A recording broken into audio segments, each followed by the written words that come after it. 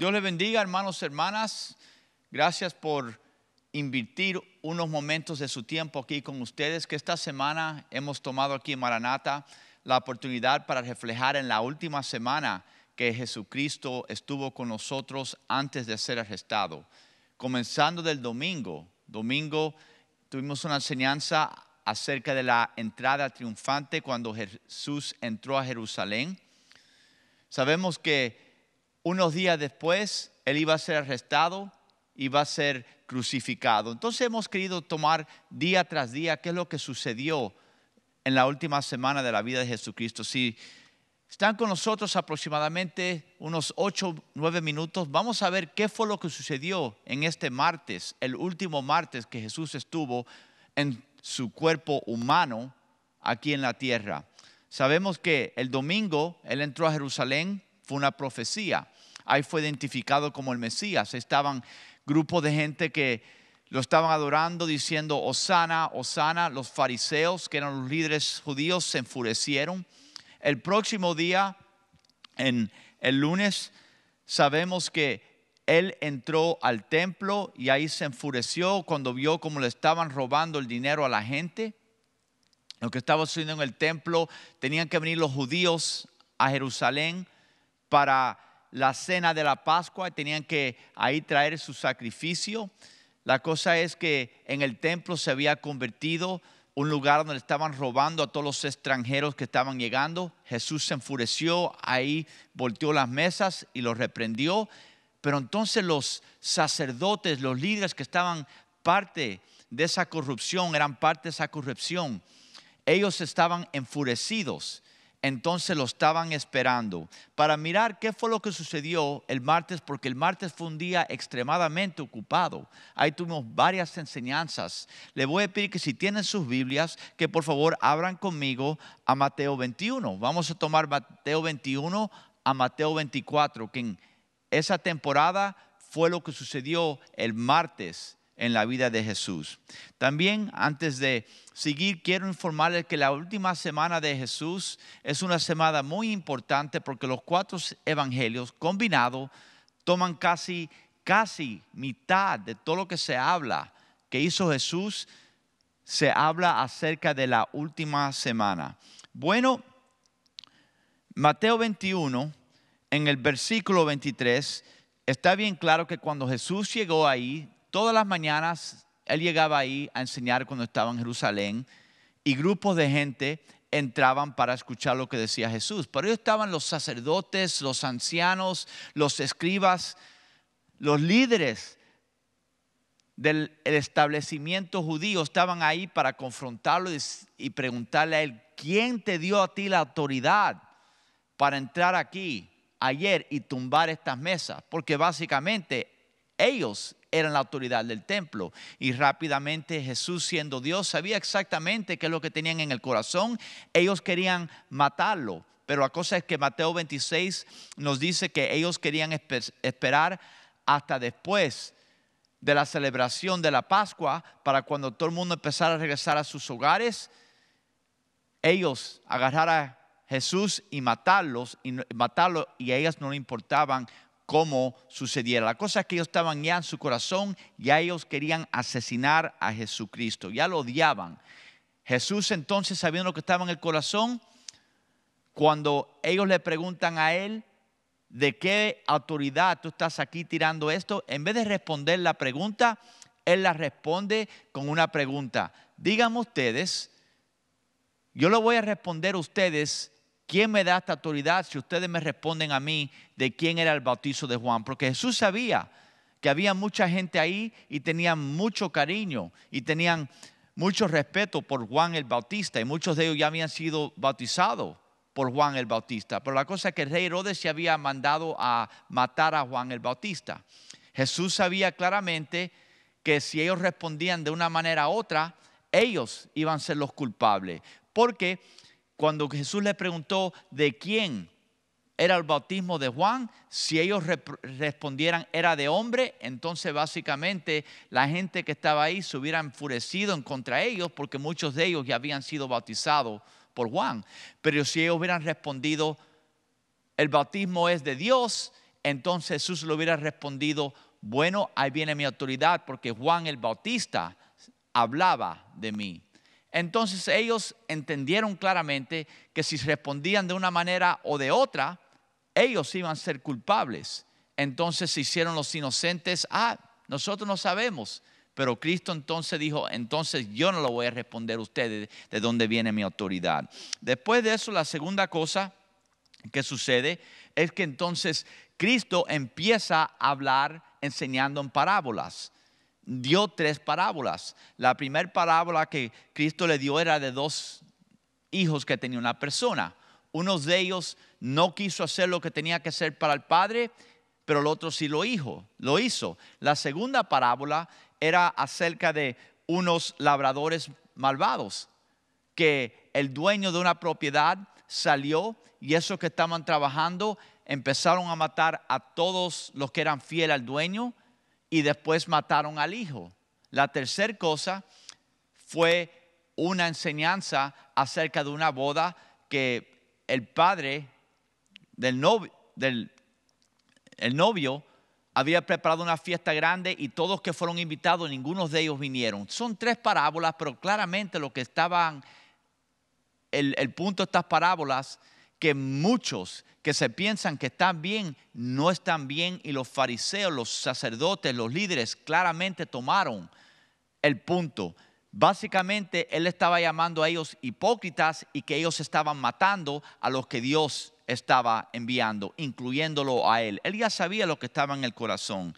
Después de esto se enfurecieron más. Ya los fariseos no querían esperar. Ya no querían esperar después de la Pascua, porque ya estaban determinados después de esas enseñanzas a matar a Jesús. Entonces la tercera cosa que sucede, ahí empiezan a venir diferentes personas ahí en el templo, pero ya los fariseos, los líderes, los que estaban en comillas representando a Dios en ese templo, ya habían preparado todo. Entonces lo que hicieron es, trajeron a uno que era judío, pero este grupo estaba a favor de Roma y del rey Herodes.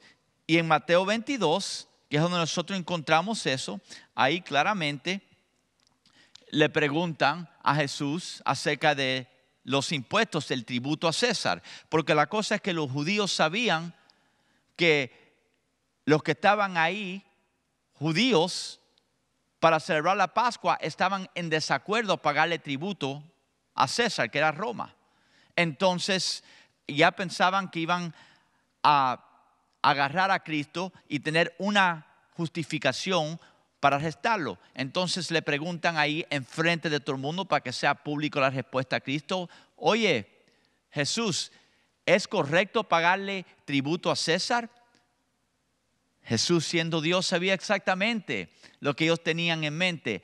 Agarró ahí una moneda que tenía la cabeza de César y le preguntó a ellos: ¿quién está aquí en esta moneda? ¿César? Bueno, darle a César lo que es de César y Dios lo que es de Dios. Entonces no tenía ninguna razón por qué echarle culpa, porque la Biblia claramente nos enseña que tenemos que pagar impuestos, que tenemos que respetar las autoridades, pero Dios es la autoridad primera. Entonces, la cuarta cosa que sucedió en este día se encuentra en Mateo 22, versículo 23. Entonces, ahí vienen los saduceos. Los saduceos y los fariseos no se llevaban bien, pero en este momento se hicieron amistades. Los saduceos no creían que había ninguna resurrección. Entonces, brevemente le preguntan a Jesús: oye, háblanos acerca de la resurrección, porque la cosa es que la ley dice que si una mujer está casada con el hermano, con su esposo, y él se le muere, Moisés dice que el próximo hermano se tiene que casar. Vamos a decir que tenía 7 hermanos y cada uno se moría.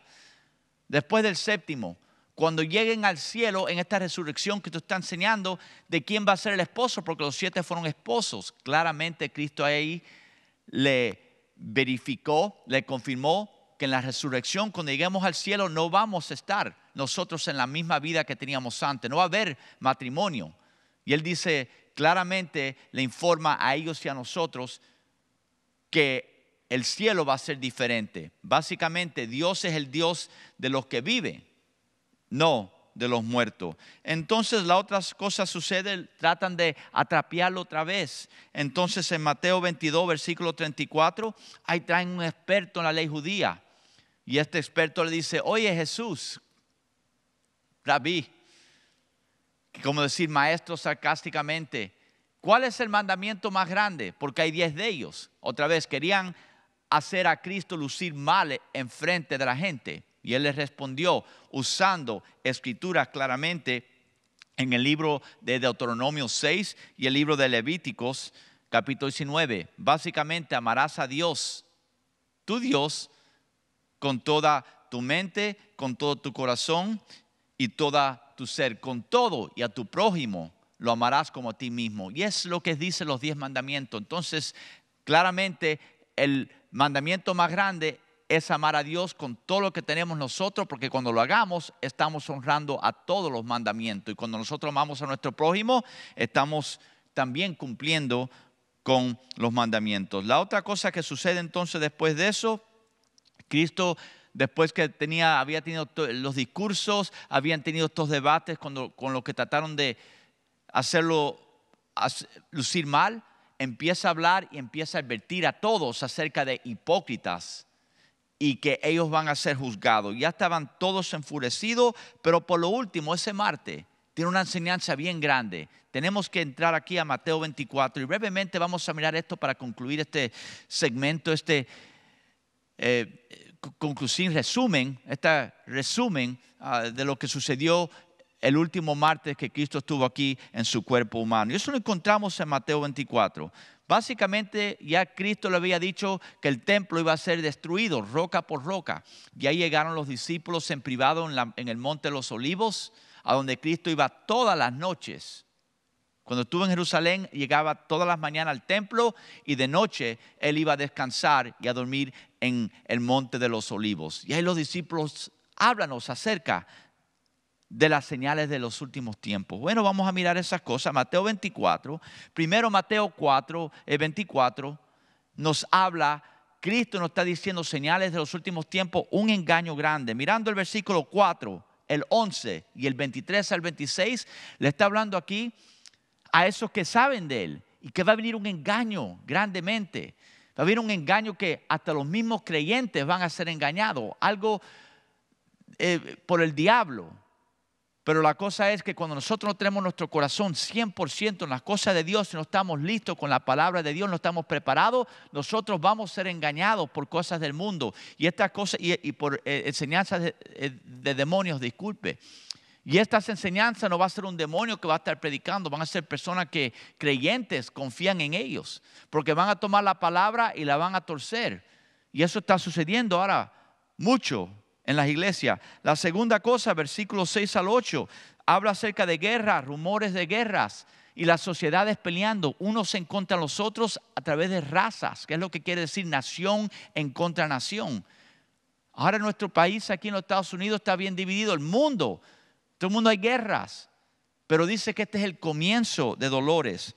La tercera cosa, versículo 9, está bien claro que los cristianos se van a odiar unos a los otros. No solamente van a ser perseguidos, torturados y arrestados, que va a haber divisiones de entre ellos mismos. ¿Cuántas iglesias hoy en día se están dividiendo? Y eso que causan esas divisiones lo están haciendo ¿por qué? No por amor a la obra de Dios, al contrario. Por eso miramos todo lo que está sucediendo, que iglesias como nunca, en números como nunca se habían visto. Hay problemas en el cuerpo de Cristo, iglesias dividiéndose. Versículo 10, que cristianos se traccionarán y se odiarán dentro de ellos mismos. Así que el 9 y el 10 claramente habla de persecución, pero dentro del cuerpo del Cristo. Pero entonces ya mirando qué es lo que está sucediendo hoy en el mundo, Cristo está hablando en Mateo 24 de qué es lo que va a suceder antes de su segunda venida. Pero antes de su segunda venida va a venir el rapto. Entonces todo lo que estamos mirando ahora son cosas que Cristo dijo que van a ocurrir antes de la segunda venida. Pero el rapto va a venir como ladrón en la noche. Versículo 36 dice que como los días de Noé, nadie sabría ni el día ni la hora. Todo el mundo pensaba que todo iba a estar bien, pero Noé le estaba diciendo que venía un diluvio grande. Lo predicaba y nadie lo escuchaba. No sabían ni el día ni la hora, pero de pronto empezó a llover. Ya Dios había cerrado el arca y nadie podía ser salvo. Hermano, ¿qué es lo que tenemos que hacer usted y yo? Bueno, esta semana yo tuve que tomar un viaje a Texas. Y la cosa es que antes de ese viaje tuve que preparar mis cosas. Bueno, el traslado de aquí a estar en la presencia del Señor es un viaje, pero nosotros no sabemos cuándo va a ocurrir. Entonces tenemos que tener nuestras maletas espirituales preparadas momento por momento, diariamente por diariamente. Entonces ahora vamos nosotros a entender que estamos en los últimos tiempos, hermano. Vamos a vivir como creyentes, vamos a estar en oración, vamos a estar estudiando, aprendiendo y aplicando la palabra de Dios. Vamos a tener unificación en el cuerpo de Cristo. Sí que vamos a tener una palabra de oración y concluimos con este segmento. Padre Celestial, aquí venimos delante de tu presencia. Te damos gracias, Padre, por todas tus bendiciones. La esperanza que nosotros tenemos, que podemos ver que el mundo se está deshaciendo, pero nosotros estamos en este mundo sabiendo que no somos de este mundo. Pero mientras estemos en este mundo tenemos un labor que tenemos que hacer, y es no solamente mantener nuestra relación contigo, sino informar y llevar tus buenas nuevas al mundo, informar al mundo de lo que viene si no te aceptan como Salvador personal. Úsanos en estos tiempos, Padre, en tu nombre, Padre Celestial. Amén. Bueno, hermano, hermana, que el Señor le bendiga. Nos vemos mañana a esta misma hora para ver qué fue lo que sucedió el miércoles de la última semana de Cristo. Si esto ha sido informativo y de bendición para usted, por favor, comparte este link. Que Dios le bendiga.